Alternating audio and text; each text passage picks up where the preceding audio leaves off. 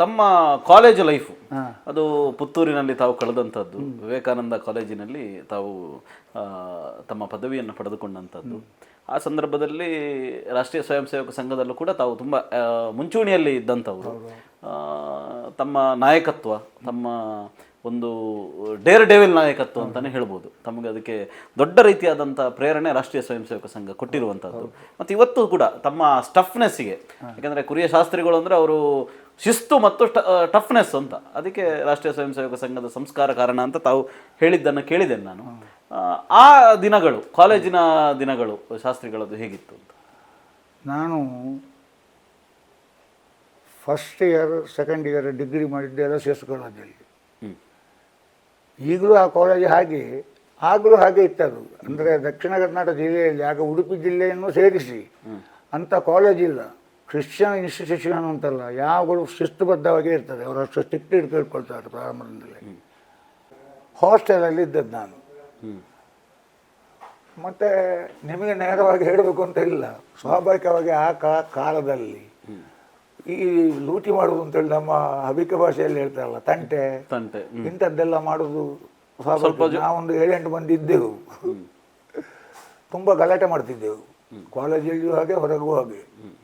ನೀವು ಹೇಳಿದರೆ ನಂಬಲಿಕ್ಕಿಲ್ಲ, ಗಣಪಯ್ಯ ಭಟ್ರು ಇದ್ದಾರಲ್ಲ, ಪುಂಡಿಕಾಯಿ, ಹಿಸ್ಟ್ರಿ ಅದು ಮತ್ತು ಈ ಲೇಖನ ಎಲ್ಲ ಇತಿಹಾಸಗಾರರು, ಅವರು ನನ್ನ ಕ್ಲಾಸ್ಮೇಟ್ ಆಗಿದ್ದರು. ನಾನು ಮತ್ತು ಅವರು ಇಬ್ಬರೇ ಬಟ್ಟೆ ಸುತ್ತಿ ಹೋಗ್ತಿದ್ದದ್ದು. 80 ಮಕ್ಕಳಿದ್ದರು ಫಸ್ಟ್ ಇಯರ್ ಡಿಗ್ರಿಯಲ್ಲಿ. ಬಟ್ಟೆ ಸುತ್ತಿ ಹೋಗ್ತಿದ್ದದ್ದು ನಾನು ಮತ್ತು ಪುಂಡಿಕಾಯಿ ಗಣಪಯ್ಯ ಭಟ್ರು. ಇವರು ಇಂಗ್ಲೀಷ್ ಮೀಡಿಯಮಿಂದ ಬಂದವರು. ನಮ್ಮ ಹತ್ರ ಇಂಗ್ಲೀಷಲ್ಲಿ ಮಾತಾಡಲಿಕ್ಕೆ ಕಷ್ಟಪಡ್ತಿದ್ದರು. ಆ ರೀತಿ ಇಂಗ್ಲೀಷ್ ಬರ್ತಿದ್ದು ನಮಗೆ ಇಬ್ಬರಿಗೂ. ಅಷ್ಟು ಫ್ಲೂಯೆನ್ಸಿಯಾಗಿ ಮಾತಾಡ್ತಿದ್ದೇವೆ ನಾವು. ಹಾಗೆ ನಮ್ಮ ಹತ್ತಿರ ಬರ್ತಾ ಇರಲಿಲ್ಲ ಅವರು. ಅಲ್ಲಿ ಗಲಾಟೆ ಆಯಿತು, ಇದನ್ನಿಲ್ಲಿ ಇಟ್ಟುಕೊಂಡ್ರೆ ಪ್ರಯೋಜನ ಇಲ್ಲ, ಇದು ಉಪದ್ರ ಆಗ್ತದೆ ಅಂತೇಳಿ ನನ್ನನ್ನು ಗಡಿಪಾರು ಮಾಡಿದ್ರು ಅಲ್ಲಿಂದ. ಇನ್ನು ಎಲ್ಲಿಗೆ ಹೋಗೋದು, ವಿವೇಕಾನಂದಕ್ಕೆ ಹೋಗುವ ಅಂತೇಳಿ ವಿವೇಕಾನಂದಕ್ಕೆ ಬಂದು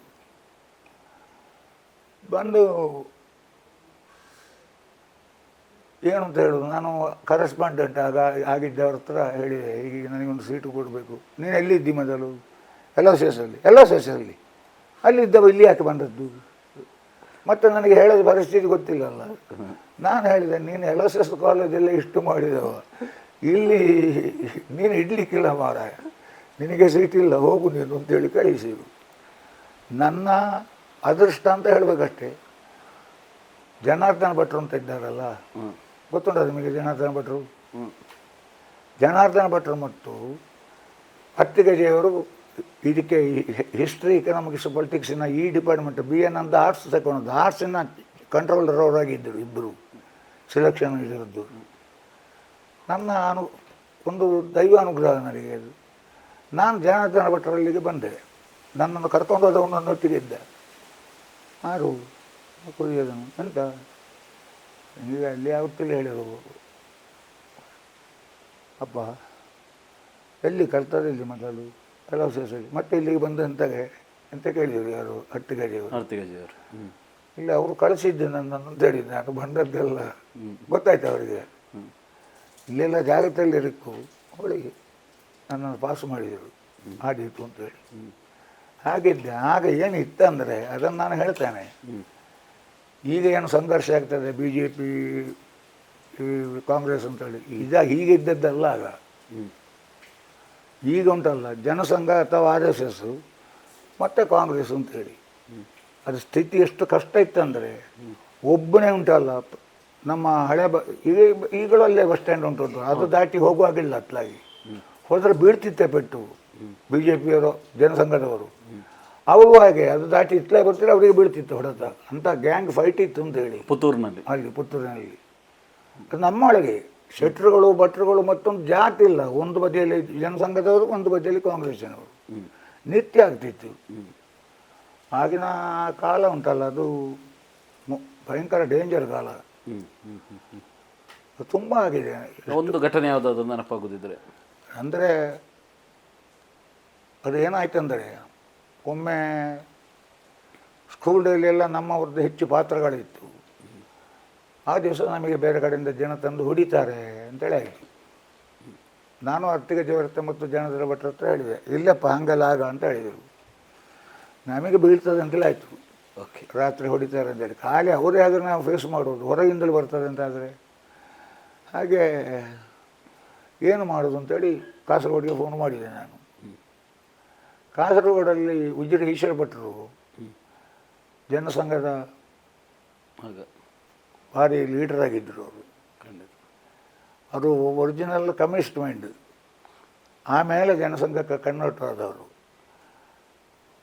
ಆಮೇಲೆ ಇವರ ಪಾರ್ಟಿ ಒಳಗಿನಂಥದ್ದು ಇದರಿಂದಾಗಿ ಅವರು ಮತ್ತೆ ಇಲ್ಲಿಂದ ಕಾಸರಗೋಡಿಂದ ಹೋದೆ, ಅವರು ಬೆಂಗಳೂರಿಗೆ ಹೋದರು. ಅವರು ಅವ್ರ ಹತ್ರ ಹೋಗಿ ಹೇಳಿದೆ, ಹೀಗೀಗೆ ಸಂಗತಿ ಆಗಿದೆ, ಇದು ವೇಷ ತೆಗಿಲಿಕ್ಕೂ ನಮ್ಮನ್ನು ಬಿಡುವುದಿಲ್ವಾ ಅಂತೇಳಿ ಕಾಣ್ತದೆ ಅಂತೇಳಿ. ಅಪ್ಪ ಅಂತ ಹೇಳಿದರು.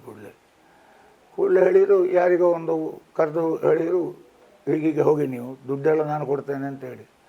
ಹಾಗೆ ಕಾಸರಗೋಡಿನಿಂದ 2 ಜೀಪ್ ಫುಲ್ಲು ಜನ ಬಂದರು. ಬಂದು ಎಲ್ಲ ನಮ್ಮ ಹತ್ರ ಕೇಳಿದ್ರು, ಯಾರು ಎಲ್ಲ ಜನಗಳು ಅಂತೇಳಿ.